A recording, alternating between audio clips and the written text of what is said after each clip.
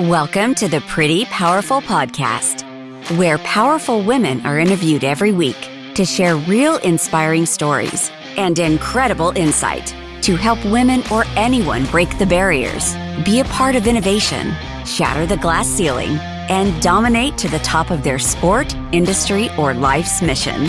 Join us as we celebrate exceptional women and step into our power. And now, here's your host, Angela Gennari. Hello and welcome to the Pretty Powerful Podcast. My name is Angela Gennari and today I am here with Ann Carden. Thank you so much for joining me, Ann. How are you? I'm great, Angela. Thank you so much for having me. Yes, ma'am. So Ann Carden is a strategic business growth consultant and marketing and sales coach, CEO of A. Carden, Inc., and founder of the Expert in You brand and programs. She is a 3-time author and #1 international best-selling author, speaker, and podcast host of Expert in You. Ann has more than 41 years of business, marketing, and sales experience. She spent 13 years in corporate business management, managing multiple million-dollar departments for a multi-billion-dollar national retail corporation. She has been an entrepreneur for over 30 years, building and selling 5 previous businesses. Working as a consultant and coach since 2010, Ann has helped hundreds of coaches, consultants, and service businesses add hundreds of thousands and millions of dollars to their business in over 50 different types of businesses. She has also trained and educated thousands of business owners, entrepreneurs, and professionals through speaking, workshops, seminars, and social media channels. So this is so exciting. And then I also wanted to just recognize that you were recently inducted into the Who's Who in America for Entrepreneurship and into the Who's Who in America for Professional Women. So impressive. Thank you so much for joining me, Ann. Thank you. It's my pleasure. Well, I want to go ahead and get started with, you are a serial entrepreneur, which I love those because I consider myself one as well. And nobody really understands what it takes to, start a business, run that business, exit a business, and then have the tenacity to go at it again. So we're a different breed of people, aren't we? Crazy. Call us crazy. Yeah. knowing what it takes the first time, you think, okay, I think I did that. It hurt a little bit, but I'm going to go back in the ring and fight it out again. So it's funny you say that. I actually just did an email a couple of days ago and I said, I always thought starting a business was the hardest phase, but I realized it's actually the easiest. It's easy to start up a business. It's when you are really trying to grow and do something really big that now you need to know some things, right? You're so right. Because when you're starting a vision, you have the fuel of hopes and dreams and vision, and all those things are exciting. But once you're in the weeds of the business, you have to constantly level yourself up and make yourself relevant. And it is so hard. The middle is the grind. That's the real grind, not the startup part. No, I agree. And I always thought, I don't love the startup phase. I don't love the startup phase. But really, I think really I don't love the startup phase as much coaching as I do taking people that already have things and then helping them grow, because that's where the real fun is like, okay, how can we now really take you to brand new levels? But if I look back, I just look at what a struggle that was for me, all the new skills you have to learn and all of the, even leadership skills that you have to learn to run teams and run employees, and even simple things like taxes for employees, all those things that go along with really growing a business to higher levels. So it's definitely hard. Yes. Yeah, it really is. And then, there's all the kind of commentary in the books that say what got you here won't get you there. And that's so relevant, right? And so that's where somebody like you can come in and help somebody. You're a coach, so somebody might be the best, at what they do as their skill set. But if they want to move from being a solopreneur into a business that has employees and that can support, a bigger payroll, then you're really moving into a different category. It's not just being good at what you do. It's about being good at running a business. And that's a different skill set. So true. So, and there's a lot of skill sets in there, really. Mm-hmm. There's also leadership, and there's CEO. Yeah. You really have to start thinking like a CEO, and you have to remove yourself from a lot of the daily tasks. And that's hard for entrepreneurs because it's their baby, right? But your baby has to grow up. Yeah. Yeah. If you're going to get anywhere, it has to grow up. Yeah. And if you want to get out of really business is never easy. It doesn't matter how good you are in business. It's never easy. But if you want to get out of the hustle and grind, being stuck to your business, then it has to grow bigger. Otherwise, you really have just created a job for yourself. That's right. That's exactly right. Yeah. You're doing the same 9 to 5 stuff that you've always done. You're just working 9 to 9 and hours. you're working a lot more. What is the saying? I'm an entrepreneur, so I can work 100 hours for myself because I don't want to work 40 for someone else. This is true. Yeah, this is exactly true. But do you find, and this is the struggle that I'm in right now, is I've had employees with me for so long, or I'm so I know I work in the business a lot, and, I'm the visionary and I'm the one who started the company, but trying to pull myself out of the in the weeds business and be the CEO is harder for other people in my business than it is for me. And I don't even understand that part. So, do you find that people have trouble with that part of it, where they're struggling with the other people in the business letting them go? Yes. And so that is also part of just being a leader and leveling up your business and really standing in your power and your business. Oh my gosh, I could tell you so many stories of situations, because as you are growing, especially when people are growing with you, they were used to having that access to you. They were used to you doing a lot, picking up the slack and doing a lot of the things. And so in a lot of ways, they sometimes feel very left behind. But here's what I tell people. The people that you start with may not be the people that you grow with.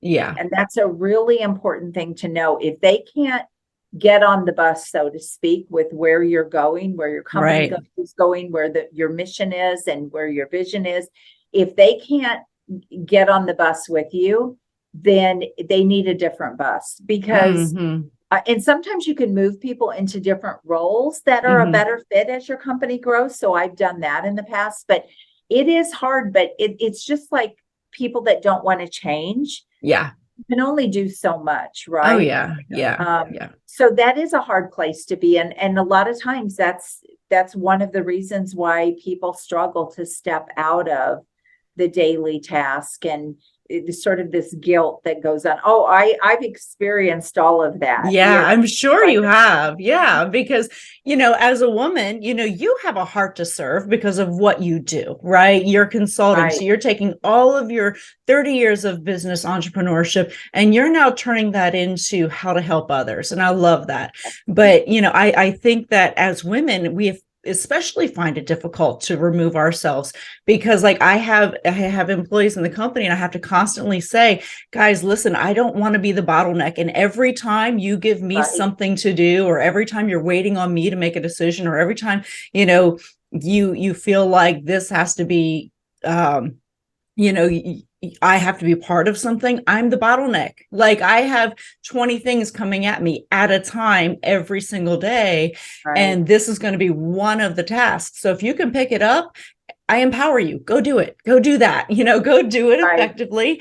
And I was like, and or it's, hey, let's go over this and we'll review it together tomorrow. And I'm like, no, you review it. And then you tell me what questions you have, because I don't need tasks. I don't need to-do lists. And so you don't need to be in the weeds with everything. No, I don't need to be in the weeds. They need to take initiative and do what they need to do on their own, and then come to me if they're having a problem. But don't expect me to do your job with you, is what my frustration. Right. Or I might as well just do it myself. Right. Why do I need you? Right. Exactly. But you bring up a good point. It sounds like you are empowering your people. You're really giving them the opportunity to step up. But this is really kind of where the rubber meets the road in businesses. Yeah. Are these people equipped are they the right people to take your company into growth and to help you really achieve that bigger vision? And we have to, as the CEO of our company, we have to make sure that we've got the right people on the bus. We have to make sure that that they're either coming along, like they're supporting us and they are in line with where we're going, or again, you have to sometimes make hard decisions as a CEO, but you can't grow a company and reach your full potential if you are doing all the things that you talk about. Right. If I have to do everybody's job with them, then it doesn't allow me to do what I need to do as the CEO, which is everything is different than what they're doing. So yeah, that's one of our struggles today. So or this week or always. One of the things I tell people when I'm working with them is if you are working more than 10 to 12 hours a week in your business, you are losing money. And a lot of people don't realize that, and they don't think about that. And sometimes that's a way when you're trying to get your employees to come along with you and get on the same page as you, sometimes that is a way. Look, I want to be around for a long time. I want to be sustainable.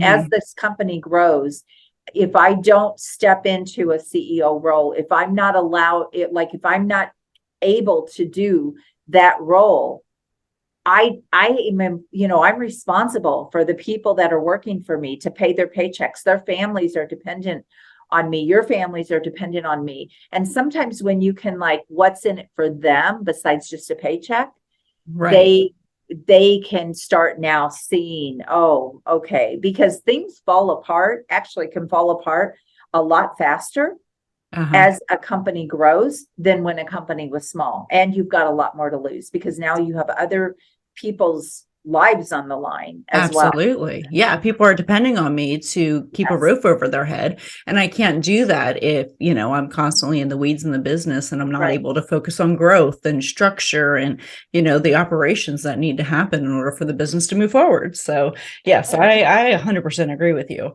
So you've owned several businesses and I love that you have successfully exited a few of those. And so you're still running the others. And so that's to me, very, very inspiring. But what made you make the leap into coaching? Yeah. So after building 5 other businesses, in my last 2 businesses, I worked with a business coach. And it was so impactful and it was so valuable. I was in a new market. I had opened 2 new businesses. It was during a recession and I couldn't get those businesses above break even and everyone else was shutting down. And I didn't have a business problem as much as I had a marketing problem. And I had always struggled with marketing. So I hired a business coach. Before that, I didn't even know business coaches existed. She was the first one to kind of come in my face and say, hey, I can help you. And I didn't even really know how she could help me, but I knew that I couldn't keep doing, or actually I take that back. I was running 4 businesses at the time. So I was going back and forth between the 2. They were about an hour apart. And I did that for about a year. And my husband said, I was living those businesses. And even though I had employees in both places running them, I was exhausted. I was on the road. I was back and forth. And my husband said, something's got to give. And that's when I made the decision to sell 2 of them. And so I hired her because I could not get the other 2 above break even. And I was exhausted. And I didn't even feel like I even knew what to do at that point, even though I had built all these businesses. And it was truly a marketing problem. Like I was literally racking up credit card debt, trying to market that business. And we were kind of a high-end club. It was a completely different market, a different city. Everything was different. So I struggled. And when I brought her in, she turned me around in 30 days. It was totally a marketing problem. And it was so impactful. And I said, oh my gosh, you mean I have control over this stuff? Yeah. And that's awesome. Said, yes, you do. And so I really started learning. She was one of Dan Kennedy's clients. So she had worked with Dan Kennedy for years. And so she was not just a brilliant businesswoman. She was, a multimillionaire and she was so brilliant. And she was also a brilliant marketer. And that was the thing. It was a combination of those two things together. Funny thing, no, she ended up copying my business model down the road for her business, for one of her businesses, which was kind of funny, but she did help me with the marketing side, and it turned everything around. And all of a sudden, I felt so like she really empowered me to take that business to brand new levels. And it was that I said, you know what? I want to do this for other people. And I literally became such a student of business, marketing, sales. Like I dove in. I said I probably got a 6-year degree in a year. I mean, I couldn't get enough of it. And I started realizing as I talked to business owners, oh, wow, I've actually acquired some knowledge here. And I actually know some things that I could help them with. And so that was kind of how I stepped into it. So I still own those two when I started coaching, and then coaching just took off. And I made the decision to go ahead and sell those others. Like they actually felt like they were dragging me down at that point. Right. My heart was in coaching. Yeah. I always say when I'm done with something, I'm done with something. I am that kind of like, it takes a lot. And then when I'm finished, I'm out.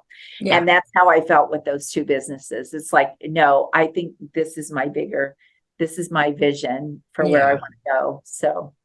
Well, I love that story because, so many times in our business, we feel stuck and we immediately think it's the business, right? Like, nope, the business is just not going to work. There's a problem with the business. And sometimes it's a problem with us. And sometimes it's a problem with the vision. And sometimes it's an external problem, but we just got to figure out what that is. And we can't just quit. It's just similar to being in a marriage, right? Like you don't just quit when one thing doesn't quite feel right. You gotta keep going and figure out, the root of the problem and not just, the surface of what it's showing. Because typically that's really the value of coaches. I mean, again, I wish I would have had coaches all through the years. I can't even imagine, where I would have been.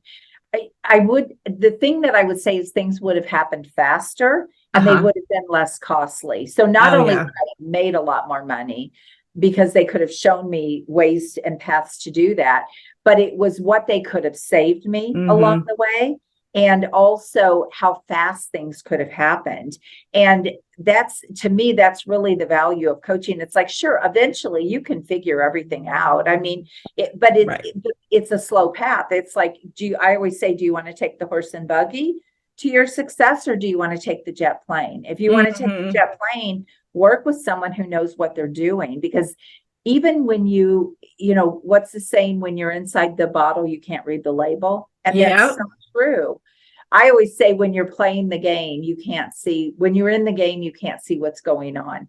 It's like you can't see what's going on if you're a fan in the stands, and you can see the whole ball field and you can see all the bleacher, you can see all the fans. But when you're in the game, you can only see one little piece. And you need that outside perspective. And because we have that today in the marketplace, that's why more and more millionaires are, coming up every single day. It's like 1,000 a day now in the United States, which is crazy. Yeah. But it's all because of what we have access to that we didn't for many, many years. Yeah, absolutely. Yeah, I agree. And the knowledge is out there. There's so many resources. I remember when I first got out of college, I was reading tons and tons of books because I had a psychology degree, but I decided to start a business. And, those two things just didn't go together. And so I'm trying to learn about how to run a business through books. And so you can only consume so many books in a month. Right. And so I was trying to just like catch up and feel like I could keep up with how fast business was moving, and you just can't. You need somebody who's been there. And because I made all the bad mistakes, all the costly mistakes, myself, and then I learned from it. But it's much better if you can, somebody else can guide you along the way and help you avoid some of those pitfalls. Well, and it just keeps you, there's so many benefits. Like it keeps you focused. First of all, it's like, okay, where are you trying to go? It keeps you focused. It keeps you on course. And it, helping you course correct along the way. And when you get to a level in your business where you're kind of at the top and you don't have anyone. Right. You need a sounding board. You need someone that has that experience, that they can interject that experience in and guide you to go the right direction and overcome things much faster. And sometimes just giving you even that moral support that you're doing the right thing, because as your company grows, as your business grows, decisions get harder. And sometimes you have to make hard decisions, whether it's with employees. Like, I can tell you so many business owners I worked with, and they just held on to employees too long that were just literally a cancer to their business. But it was so hard for them to let go. Like, I remember one client, he said, well, I'm so afraid this guy has been so ingrained in my company for so long. I'm afraid if he leaves that everybody will go with him because everybody likes him and all of that. And so we started preparing for that. I said, then don't put yourself in that situation where if everybody walks out, you're up a creek. Let's start hiring. Let's start interviewing people and start preparing for that to give him an exit. And that is exactly what he did. And long story short, nobody left except him anyway, which typically what they fear the most doesn't happen. But it just gave them that, kind of security that, okay, we're going to be okay, even if people do walk out or even if people do leave. And so just something as simple as that, but that's huge for a company, because if you sit there and you sit on that, it just eats at you, and it takes that energy and everything away from the big things that you need to be doing in your business and in your company. So, oh, absolutely. I know for certain I've held on to people for too long, people that I knew just were not adding value to the business. In fact, they weren't just not adding value, they were taking value out of the business. And I think like many women, we have that hope that, things will get better. We have that empathy. It'll be okay. They're going through a rough period, but really, like, it's, they may have gone through they may have been on the positive swing when you first hired him. And so you had better aspirations than who they actually were. But it's a tough call. It's a really tough call on when to let people go. And we always tend to hold on for a little too long. It's a tough one. Well, as women, I think too, we're kind of survivors, right? And we want the benefit of the doubt, and we want to always think the best of people. But it's kind of like what I said at the very beginning when we were talking. Sometimes the people you start with are not the people that can grow with you, and you just have to realize that that is going to happen along the way, because and often, sometimes you just need new skill sets. So there's that. But often it's because they won't change. So that's a them problem. I mean, it truly is. As long as you give them the tools and the support and everything to rise up with you, you can I had employees that I kept for many, many years, and they grew with me. But then I had other employees that were not ready, were not willing to do that, didn't like that it was growing, didn't like that it was getting bigger. And those are not people that are going to have the best interest of the company. So you can't keep them. It's just, it's unfortunate, but they kind of made their own bed, so to speak. Right. Yeah. Oh, absolutely. So as you're starting your business, you, I'm sure, have gone through so many obstacles. Can you tell me a story about one that is particularly challenging, where you had to overcome a major obstacle in starting a business or running a business? Sure. I feel like I just talked about this. I know. It's so true. Yes. So there was a time when I had a health club. It was a good sized health club. We had actually just expanded it. And then the recession hit, the 2008 recession hit. Excuse me. And at the same time, we had a very low price competitor come in right down the street. Now, this was in a small town, so it's not like we had hundreds of thousands of people. We did not. Yeah. And so it was kind of a small pool of people. And so everything just hit all at one time. And so I made the decision. I really felt like I have to expand if I am going to stay in business, because as the economy hit and people were starting to struggle, I knew they were going to be jumping to the lower end club, but I also knew what my overhead was. And I knew that I couldn't afford to go to the pricing that they were going to, because my club was much bigger, it was much larger, but their pricing was very, very compelling for people. Right. So I started preparing, okay, I have to set us apart. So I actually invested in a licensing for a weight loss center. So we added a weight loss center to my business. I also had a whole new team and a whole new handful of people that ran that. So I had all of that expense. And then I made the decision to open 2 more. So long story short, we had to take out a loan and put everything on the line. Our house, our property, everything we had acquired, we put on the line for that loan to expand. And everyone else was shutting down. So it was super scary. But I just really believed that if, I couldn't afford to lose what I had already built up. Yeah. And I really believed that the answer was to go bigger. And I was able to really get some huge benefits by making that leap, because everyone else was shutting down. So guess what was happening? Rent was cheaper. I could find employees really easy. I found great employees because other people were laying off. I was able to get some build out money from the place where I was going to rent. I even got some advertising cost reduced. There were so many benefits because everybody was hurting, and everybody was like, yes, you want to open? Of course, we'll work with you, right? That turned out to be the best decision we made, even though it was the scariest, but I was able to sell all 4 of those businesses later, and it changed our lives financially. It gave us financial freedom, and it was life-changing. So, wow.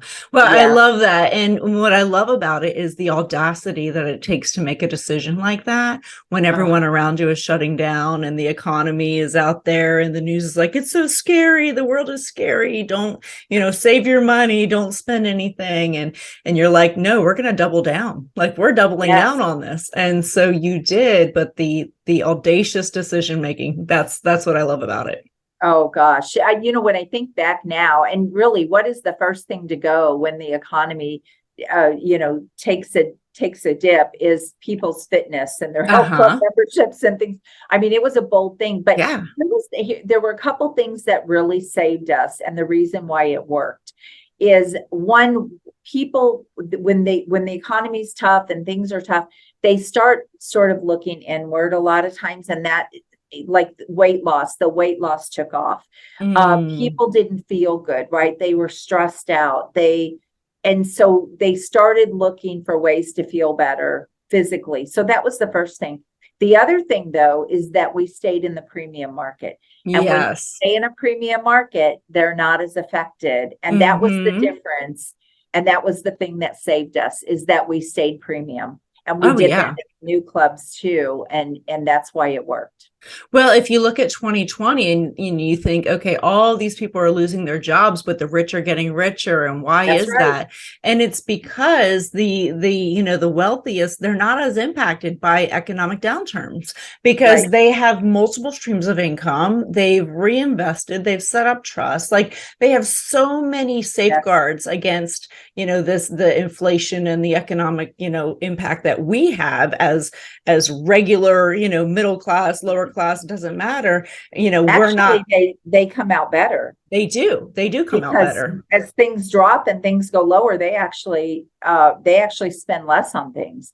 Right. Well, and they're able to capitalize on opportunities, because that's the one thing people don't realize is when you have a recession, like we might potentially be going into right now, that is the land of opportunity. If you can get in during a recession, the chances of success, because at this point you're climbing the mountain, right? And so you're climbing the mountain and you're only going up. It's tough, but you're going up. Whereas if you, like everybody who jumped into real estate in the middle of, the pandemic, when real estate prices were surging, well, you know what? They were on the downslide. So the only way to go is down. So now they're regretting being in, some are regretting being in a market where they got in at the peak of the market, and now they're going down and wondering why. Well, it's best to get in on the ground.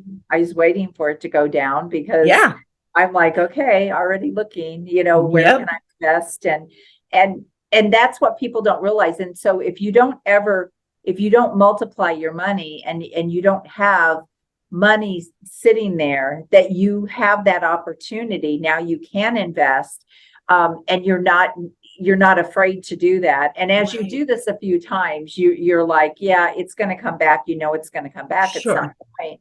Then you can capitalize on those opportunities. And that is why the rich get richer. That's why people get wealthier, and they're just not affected by a downturn. In fact, like I said, they actually come out ahead because they don't spend as much for things, because everything drops, right? And people are desperate. So that's why I'm just such a believer that staying in a premium market it is definitely recession proof, because well, and and there's nowhere to go when you're already at the lowest part of the market. And, when we talked previously, this is something that I brought up, is that we just lost a major client they came back and said, we decided to go low bid.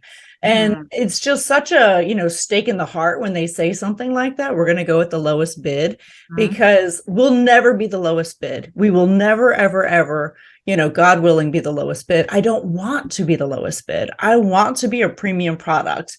And for anyone who's going to go lowest bid, there's this understanding that you're risking some very important things when you go low bid: quality, details. There's a lot of things that you could potentially be risking. And in my business, which is security, more than likely what you're risking is the patrons or the people at your facility. So, they're the ones paying the price.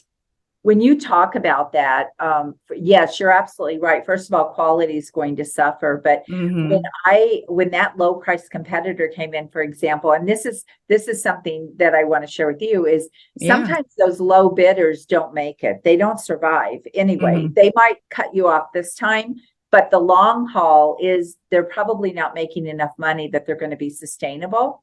Right. And that's what happened with that club. Years later, they came back and wanted me to buy them out. Oh, interesting. Yes. And so I was already out of the fitness business by then. I was coaching and helping people in their businesses.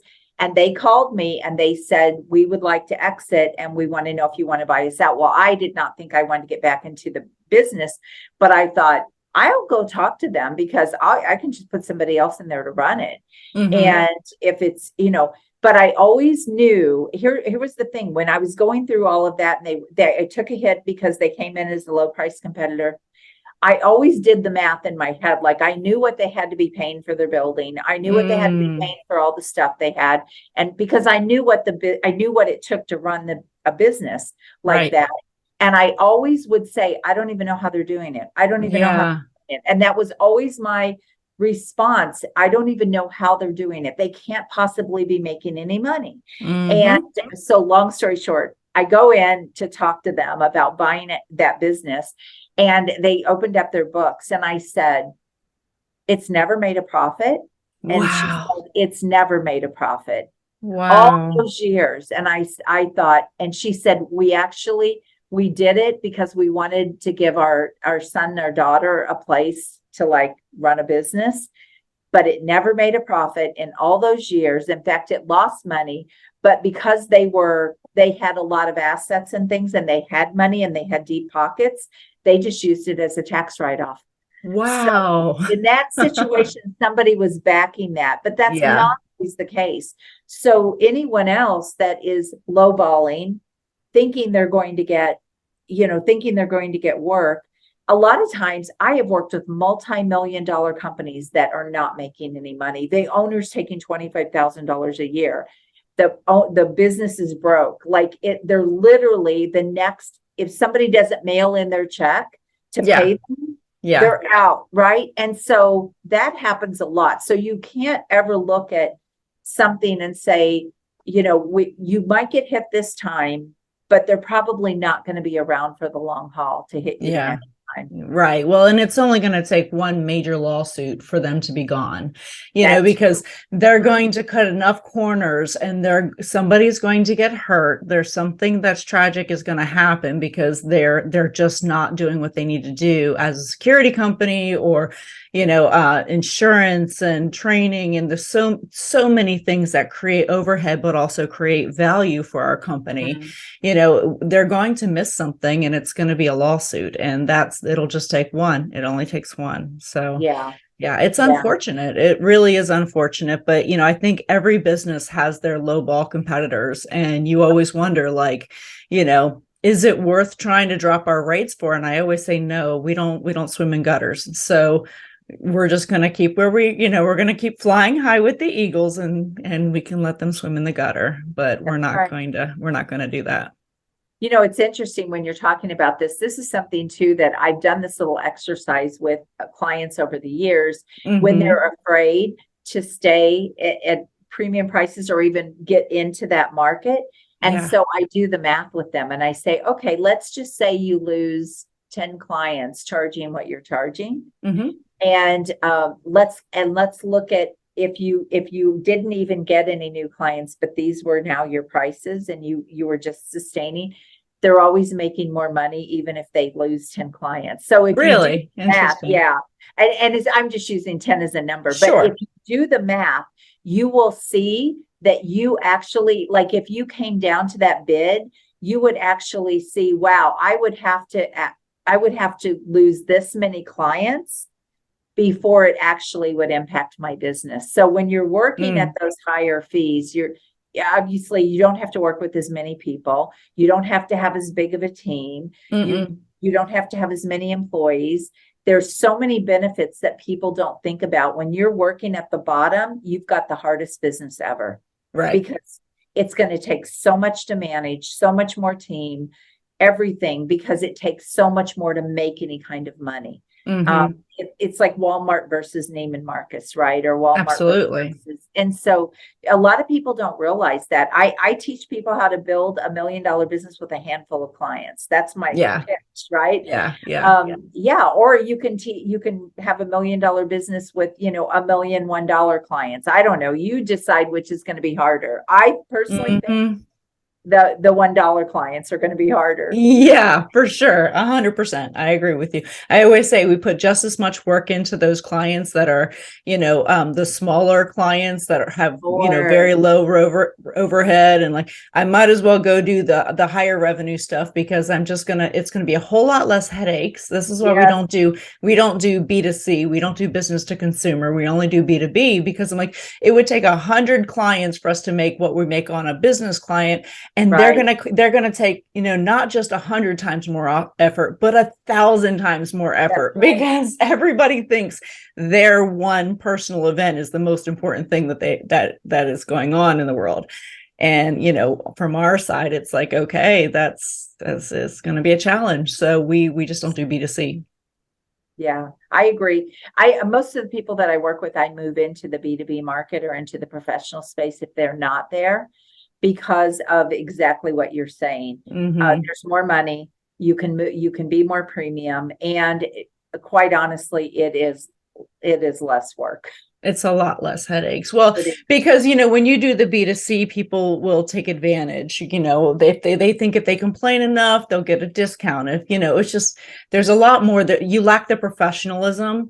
And without the professionalism, it just increases the number of challenges that you're going to have. So, when you're working in B2B markets, you have that professionalism. People are going to maintain, they understand not to burn bridges in an industry. And, you want to do the right thing for each other because you're both in business. So I agree. So tell me, as you're going into the coaching world, which is a totally different animal than running a business, because now you're helping other people run their businesses. What do you find to be the biggest challenge among small business owners or mid-sized business owners? Yeah, I think it goes back to some of the things we already talked about is them getting out of their own way. It's thinking bigger. It's having a bigger vision and allowing someone else to help them. they Mm-hmm. often think that, you don't know what you don't know, right? Right. And so what you know is only going to get you so far. And that to me is the hardest thing to get them to do, or even think bigger, think beyond just staying small. And a lot of people say, well, I already tried big and it didn't work, and so I went back to being small. I'm not Right. saying there's anything wrong with that. I'm just Sure. saying it probably outgrew you and you didn't know what to do. And that's, to me, that just says more about the person running the company, that they needed some help and they needed some new skill sets and they needed to really level up. So that's the hardest thing, is getting people to step up and level up and go bigger and, Mm-hmm. have that sort of that mindset, that Yeah. growth mindset. Yeah, it is a challenge because you get so much in the weeds, and then you think, okay, if I grow my business by 10 times, I don't have 10 times the amount of, capacity on my time and my effort. But it really isn't 10 times. It's Less. not, it doesn't grow. It's not that way. It's hard to envision when you haven't been there. Right. No, they do. They equate more money with working harder. They Uh-huh. equate more money with more time away from their life. Well, it can be that way if Sure. you don't put the right things in place, if you don't structure things. But I always say that nothing's a bigger hustle and grind than when you're at that low level in your Yep. business and Yep. everything's dependent on you because you Right. don't have the money, and you like there's sort of this bridge that you have to cross over, right? Like Yep. you're here, you're small, you're ready to go big, and you have to make that leap. And a lot of people are just so afraid to make that leap. They're afraid of, they think if they lose money at any point, that's a bad thing. But as Mm. you're growing, you're putting money back into your business. So you may not see the money, but then you'll get to a point where now the money just comes in, and that's a very different place, and it's a very different life. Oh, it very much is. So you talk a lot about marketing and sales, and that just it tends to be a driver, and revenue drives businesses. We know that, right? So if you don't have the revenue, it doesn't matter, you can't really do as much marketing, but you've got to keep that funnel filled. And that was a challenge that I had when I was building my business. Is I was the recruiter, the salesperson, the janitor, Right. I was everything, the scheduling. And so I would I would start working a lot of events. I'd do all these sales and I'd get all these great events lined up, and then I'd be working them, be like me, myself, working all of these events and keeping it all going and doing the training and the hiring and and then going on site for all the events. And then we'd get to the end of a run of events and I'd have nothing because I didn't have any time to do sales or marketing. And then I'd have to get back to the sales and marketing. And then all of my employees would go away because they had 2 months without work. And so now I had to go back to the grind of hiring and training. Yes. It was a terrible cycle, and I just couldn't get out of it. So, what do you recommend as far as sales, marketing? What advice would you give to people? Yes. The first thing is, you can't ever quit marketing. Wouldn't you? I always say, wouldn't you rather have a waiting list or be turning people away? Because Yes. you have too much business coming in. So if you quit marketing, you get on, this is where you have the feast or famine roller coaster, which is also an emotional roller coaster. I just want to say that, right? Not just feast or famine, but if you just keep the marketing going no matter what, and you have to put a marketing system in place. So it gets to a point where the marketing can't just be dependent on you, Angela. You now have to create a system. How can you bring in clients? Maybe you need to hire a salesperson to go out and build get business and bring business in. And so you have to take that leap to let other people help you build that and keep it going, because worst case scenario, you're turning people away because you're so busy. Right. And that's not a bad place to be, right? Sure. Because then you can keep raising your prices, and then it's the premium clients that you get that will really, and that will help you expand even more. But most people don't get enough clients where they can say, okay, I've got more than I can handle. We're going up on price. We're going to, if you're willing to pay it, then you can come in, right? Yeah. Yeah. But you can't. You have to keep you have to keep filling that pipeline, and you have to keep the momentum going. Mhm. Your company can be quickly forgotten about. Oh yeah. Like you said, you can't sustain employees or anything. You can't be as good as the next event, like, Right. or at the last event, right? You have to have business consistently coming in. Mhm. So it's understanding your sales cycle and what you do need coming in the door and all of that, but never, never quit marketing. I don't care how Yeah. busy you get, you have to have Yeah. a system. Yeah, yeah, I agree with you. I agree. Even if it's to put a wait list on, even if it's to Yes, say, hey, we'd love to help you as soon as we can. That way people know, like, hey, I missed the opportunity to do business with, Titan today, but in a couple months when they're free, I'm going to come back, and hopefully you've built up that demand. So we talked makes about, you look good as a company if yeah, oh people yeah. are waiting for your services. So Absolutely. Well, and we've started to get to the point where we charge a premium now for things like last minute bookings, because like we're so busy. If you're yes, going to put that kind of extra pressure on us, you're going to pay for that, because 100%. Absolutely. it is so hard to Yes. manage what we have, and we're trying to do it in a way that is beneficial and adds value, but we can't do that if we feel like we're rushing anything. So we don't Right. like to rush, just like they would charge you for a rush print job or shipping, Yeah. same I thing. do the same thing. Do It's like, you? you want help in 90 days, you want an intensive, you want things to happen fast. Great. Hmm. You're not going to pay less. You're going to pay more for that, right? Because it Right. is more pressure, and it is. So yes, I that's just smart for you to do that. Hmm. Because, and you deserve to make that extra money if you're putting more pressure and or having to bring in extra team or whatever that is going to be, to fulfill their needs. Then that's a great way to do it. So Yeah, yeah, absolutely. So you talk a little bit about LinkedIn and how valuable LinkedIn is for business owners and professionals and entrepreneurs. So can you tell me a little bit about your strategy for LinkedIn and what we as business owners can be doing to increase our viability on that platform? sure. Well, I think anyone who's in business should be on LinkedIn, even if Hmm. their primary people are not on LinkedIn. So LinkedIn is a professional site, right? So Fortune 500 companies, I mean, all Fortune 150, and they're all going to be on LinkedIn. High Yeah. level professionals are on there. 43% of the world's millionaires are on LinkedIn. Wow. Those are important things to know. 63% of decision makers are on LinkedIn. Interesting. Okay. Yeah, so everyone should be there. Now, maybe your ideal clients are not on LinkedIn, but LinkedIn is a search engine. So when you optimize your LinkedIn profile, it comes up at the top of Google, just like your website. So if Hmm. somebody were to search your name, you want that LinkedIn profile to come up. And Yeah. if you set your profile up right, it's almost like a mini website.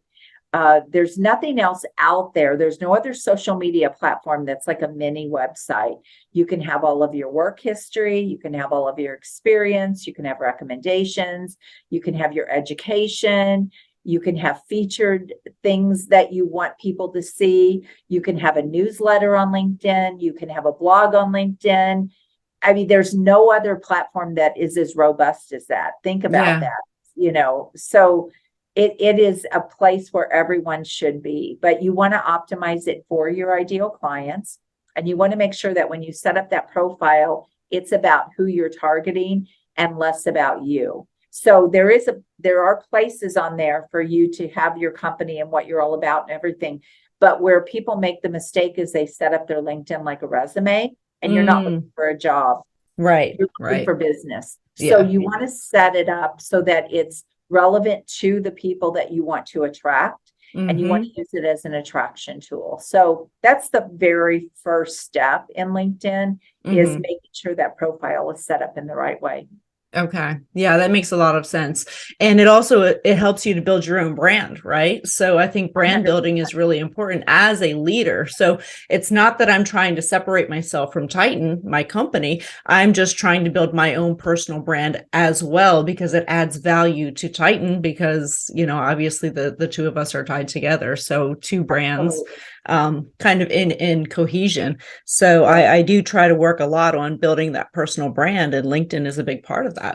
Yeah, super excited, because if you ever decide too that you want to sell and you want to exit and you want to start something else, and that was really why it was so easy for me to jump when I sold and exit, when I exited my business, it was really easy to jump into coaching because people knew me. They knew what I was all about. Maybe they didn't even really remember the name of my business, but they knew me. And so it was really easy to step into that next thing. And we all have a personal brand. You can either create your own or somebody's going to create it for you. Trust me. Yeah, this is true. This is true. Yes. I always say, own your Google own your Google results, because like if somebody Googles my 100%. Name, I know what's going to come up in those Google search engines. Yes. And, I want to control that to the best of my ability. And you want to own that. So that means putting out as much good content and as much relevant information that is aligned with what you're trying to build. And so, I want it to be 3 pages of nothing but positivity and great, content. Yes, that's one of the things I help people do, is really build up an expert authority brand, so that when people do Google search them, they really come up 2 and 3 pages. It's just good stuff, just really good stuff. That just build you have to know that when a business shows up like that, or a person shows up like that, they've been around for a while. They're not just out there scamming people. And so the other thing about LinkedIn, though, that I want to point out is it has the greatest search engine as far as or search capabilities, I should say. So for your target market, you get features on LinkedIn that you can't get anywhere else. So you can search companies by revenue. You can search people by their job titles. You can search you can search companies by how big they are. By location. There's no other platform out there that you have those capabilities. So it's very much like if you were to go to a list broker and buy a list and say, this is what I want, you can do that right on LinkedIn on Navigator. So you can build your own list. And actually, truth be told, that's how a lot of list builders get their list. Interesting. Yeah. Good to know. Yeah, I had no idea, because I use LinkedIn to post on a, fairly regular basis, but I know I'm not doing it nearly as much as I should. What do you think people should do? How often should you post on LinkedIn? I believe daily. Yeah. And I know when you and I talked before that I said this, LinkedIn doesn't like you to be spammy on they're not looking for 5 and 6 posts a day. In fact, they will kind of ding you for that.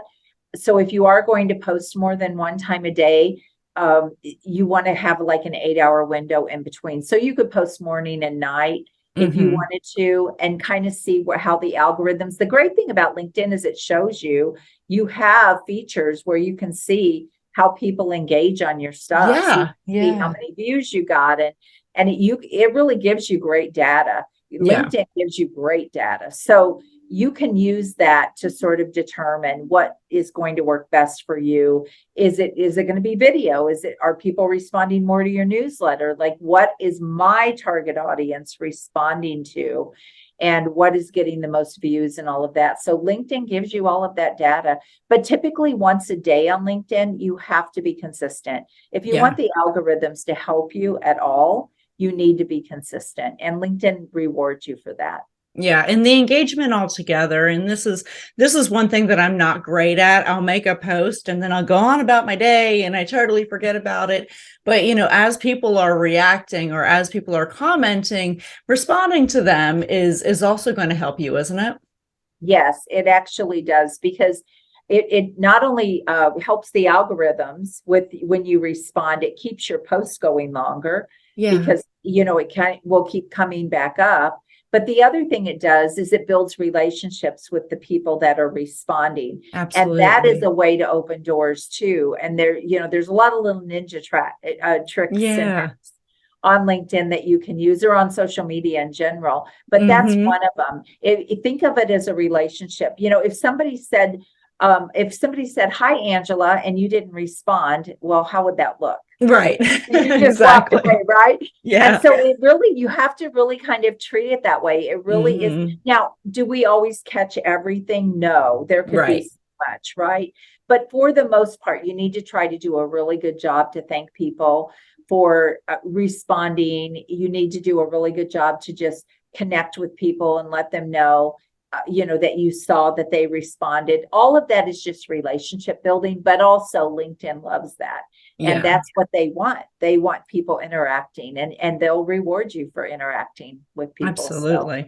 Well, active engagement is just one of the best ways that you can really kind of get yourself out there and make your presence a little bit more permanent. I talk about permanence of presence when I did a keynote speech, and that's something that I think is really relevant. Like, how are you? Will people know what you're thinking when you're not in the room? And I think so, like, my staff knows me well enough that I don't have to be in the room. They know how I'm going to react to a certain situation or how I would answer a question. And that's what you want. And the same thing with LinkedIn. Like, I'm pretty vocal on LinkedIn. There's some things that I just flat out disagree with, and I will put it on there, but not in a disparaging way, but I will I will speak my mind. So, people know where I stand. Integrity is very important to me. And so I don't have any problem saying that. But but also you just want people to know that even if you're not out there responding to something, like I've had people tag me in a post and they're like, we think this would resonate with you. Right. Yes. And I think being authentic is so important. And also, if you want to be seen as an expert, an authority, a thought leader, you have to have an opinion. You do. And you have to be a bit polarizing. Yeah. And you can't be afraid to speak your mind and to say what you think. And you just have to do that. That's part of the platform, but that's also part of building your own credibility and your own thought leadership. And you don't want to just go with the flow all the time, right? No, I agree. But also, I think as women, that's one of the things that's really challenging to us, isn't it? Hard. It's really hard. We're people pleasers by nature. Yeah, we want people to like us. Yes. It is really hard. It is really hard. Well, I say that I've probably deleted a couple things. Yeah. I think we have, right? Yep. I used to do that in my earlier days. And then sometimes you just realize, I don't want to mess with this anymore. Like sometimes I'll just, if I get something that I've said that, and I haven't really had this happen for a long time, but if I said something that was really polarizing and it just started a storm of stuff, it's like, okay, now it's just taking me away from my business and I don't have time for this. So then you just turn it off or delete it or whatever, just to cut it off. So there has to be, I don't have all day to sit on social media and respond and get into arguments. So for that reason, I don't do as much of that anymore just because I just don't have the time for it. Sure. Yeah. But it still is valuable to do that. Yeah. Well, I agree. So you definitely inspire a lot of people in everything that you're doing and coaching and helping people build their businesses. But who inspires you? So I would have to say there are two people I really think a lot of, and they're both in the business. They're both businesswomen. One is sort of an online guru marketer, Shanda Sumter. I love her. She's a Christian that aligns with me. I love her energy. There's so many things about her that I really like, even though our business models are very different. Like she's all volume and I'm like, very different. But I love everything about her. I think she's just a cool leader. But the other person is Sarah Blakely. And I think she is the epitome of a Wonder Woman. Really? Yeah. Well, I follow her on all the social media as well. And she's got the family and she's got the husband and the business. And she's just out there crushing it. Yes. I love her. She's a sweetheart. People love her as a person. She hasn't sacrificed everything to have, have $1 billion company. I think I had told you too that her story really resonates with me. She started Spanx right out of her living room, and she had boxes stacked up. And my first business started the same way, running a manufacturing company right out of my spare bedroom in my house, and boxes stacked up, UPS coming to my house every day. So her whole story just really, my business, that first business did not go to $1 billion. I just want to say that. but she's just brilliant. And I think that success is when you can have success in all areas of your life, when you can look at everything and, you know, your kids are well-rounded and you have great kids and you have a great marriage and all these things, your faith. There's so many things that go into being successful. And I think Sarah Blakely is just a true inspiration and a great role model around women that want it all, really, to know that we can. I don't want to sacrifice everything for my business, but so I think it's important to kind of keep that vision.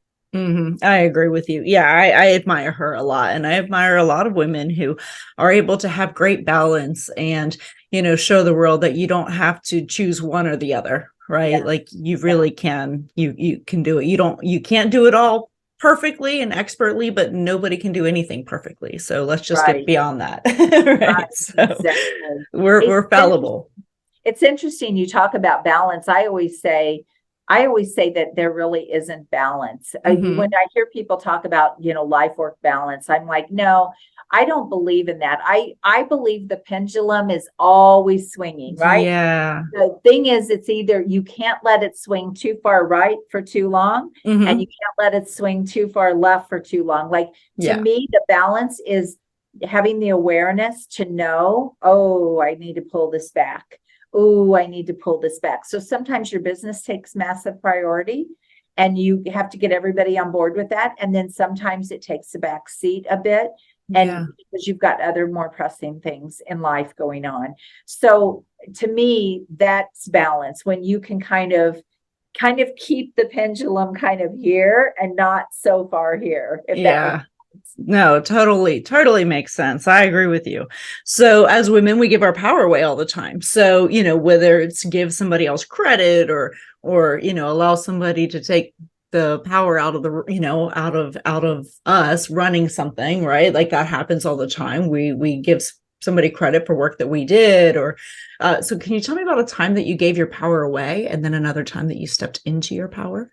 Well, I'm always having to step into my power, but easy to give it away without realizing it. So a couple of days ago, I ran a virtual event, and I had a room full of coaches, consultants, professional entrepreneurs, and I'm teaching them and training them.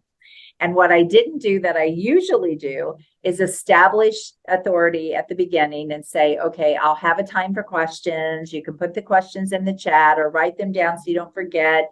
And then I'll have a time to do that. And I did not do that. And we didn't keep everybody's mics muted.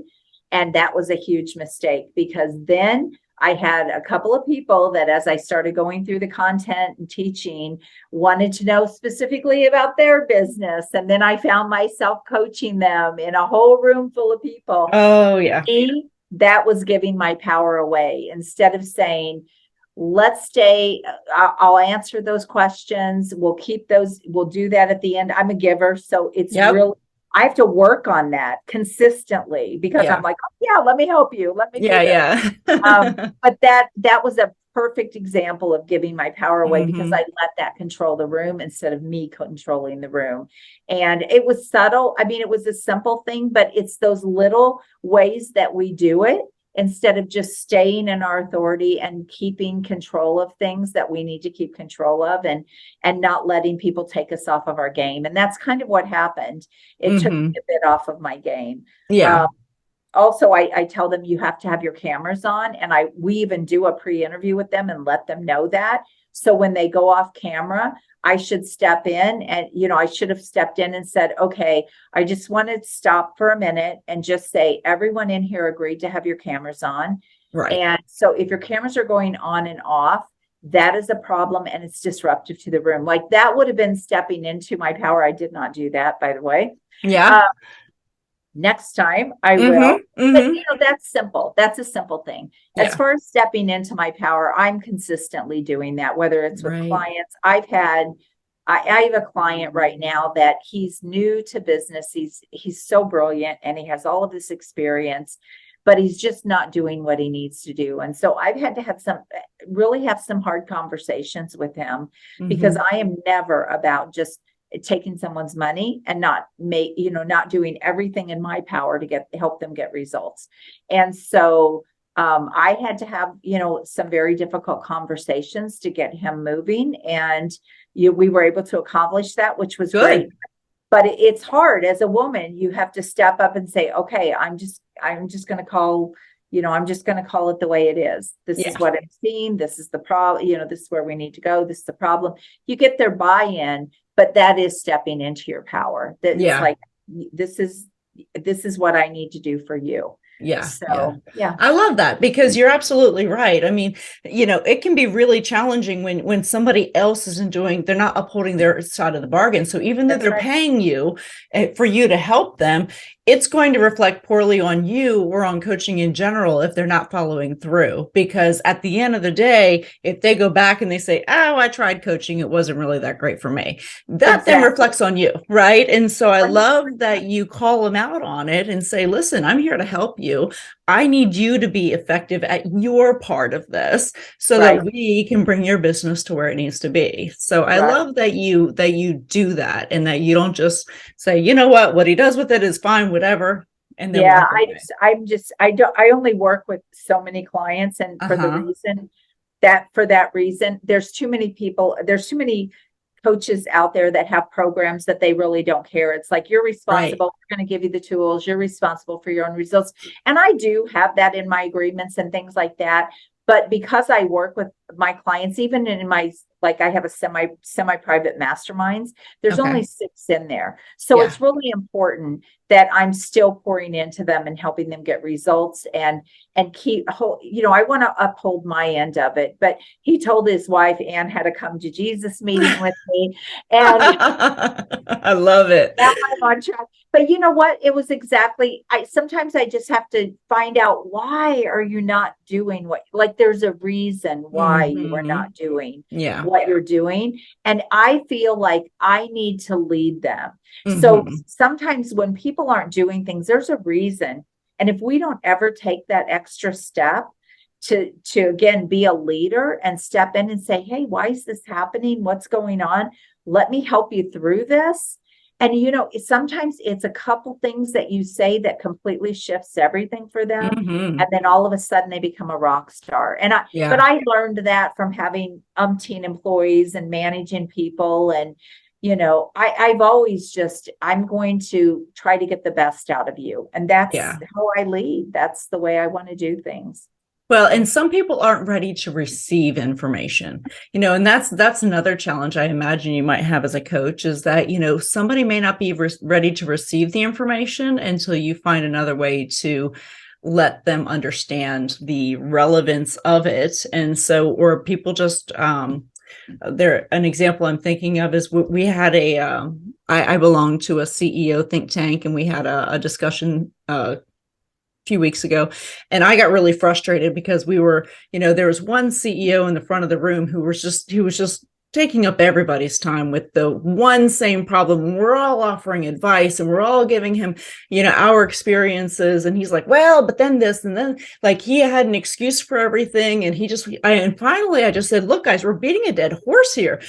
We're not getting through. He has to do it himself. It doesn't matter how much advice we give him. It doesn't matter how many real world scenarios. It doesn't matter how many banking contacts. It doesn't matter what we throw at him right now. He's not ready to receive it. Can we please move on until he understands what the impact is? Right. No. Well, and he wasn't understanding the impact of how this could potentially grow his business and, the roadblocks that he was putting up for himself. I said, he's convinced himself that this was not going to work. So no matter what we say, it's not going to take an effect until he recognizes the need. And lead a horse to water, right? But you can't 100%. 100%. The great thing about the interesting thing and the great thing about coaching is I get to choose my clients. That's great. I don't work volume. If I worked volume where I had salespeople bringing in people and I had no clue who was coming in, I would have more of that. I don't really have that because I really do vet my clients, and I want to make sure that I feel like they're 100% aligned with where we're going. and that they're all in and they're coachable. And so I don't have as much of that. I have in the past before I figured these things out. Like when I started, I had the worst clients. I mean, that was the thing that made me take a step back in my business. I was so frustrated with the clients bringing in. It was like, I want your success more than you. How can that be right? No, this isn't working. But I just had to learn, okay, who are the people that make great clients for me and who are going to go all in. I will go 150% with you, but you've got to do your part. And you've got to be receptive. And so I don't have too much of that anymore. If there's a reason they're not doing something, I have to find out what that reason is and then help them through that. So that's awesome. Yeah, I can appreciate that. So what advice would you give to your 18-year-old self? Learn business, start thinking business, and where a lot of people think about, oh, okay, I go to college. I went to college, right? Oh, where college am I going to go to? Now, if I had to look back, I'd say start business early. Like when I see these kids that are starting businesses and, oh my gosh, their future is going to be set because they're learning so much. They're learning real life stuff and things that are going to carry them all the way into the future. And so honestly, I am just such a believer. Business is the way to wealth. Business is the way to be in recession proof. And, I'm just such a believer in it. So I think it's the best education you can ever get. Oh my gosh. Yes, I agree. And not that colleges, like my son has, he's trying to debate me. He's 16 years old. He just started his second business. He started his first business when he was 13. Cool. Profitable businesses. And, but he keeps saying, he's like, Mom, if I can make X amount of dollars before I turn 18, do I have to go to college? And I said, yes, because college will save you from losing $1 million. And so it's just, you need some good lessons that you can take out of a book and say, good, I don't have to lose money to learn this lesson. But I agree. Dive into business because I wish I had done that a lot earlier than what I did. Yes, me too. I went the corporate route, and not that wasn't valuable and that I didn't learn a lot about business, but I was playing with other people's money. I did learn a lot. So I don't ever, there's nothing that I've done that I regret because everything you learn from, right? But I really wish I would have stepped into business sooner than I did. I spent 13 years in corporate business management, making money for other people. So I wish I would have stepped into it to do it for myself. When I look back at what they paid me, I'm like, oh, wow, that's just wrong. And how much you brought in for them, which is even, I agree. So one last question. I've enjoyed this conversation so much. You're such a pleasure to talk to. What do you wish more people knew? I wish more people, it goes back to what I said. I wish more people knew the opportunities that are literally all around them. And a lot of people take the safe route, or they think I can't do this. I wouldn't know how to do this. Just start, open a door. Like if a door opens or you look around and you see an opportunity, just leap and jump in, because it will be one of the most educational, most fulfilling, most frustrating things that you ever do. But on the other side of it, gosh, there's so much awesomeness. There is. I love it. Well, thank you so much, Anne. I have really enjoyed our conversation. You are just so incredibly interesting to talk to because you have such great information to share with us. So, Anne, how can people find you? Yes, you can go to my website at annlcarden.com, or you can Google me, and you can go to my YouTube channel, LinkedIn, Facebook. You'll find me everywhere. But yes, and if you want to book a call, you can book a call with me on my website, or you can go to acarden.com and book a call if you want some help in your business. Awesome. I appreciate that. And as always, you can find Anne Carden on prettypowerfulpodcast.com. So thank you all so much for joining us, and we look forward to seeing you on the next episode. Have a wonderful day, everybody. Thank you. Bye-bye. Thank you for joining our guests on the Pretty Powerful Podcast. And we hope you've gained new insight and learned from exceptional women. Remember to subscribe or check out this and all episodes on prettypowerfulpodcast.com. Visit us next time, and until then, step into your own power.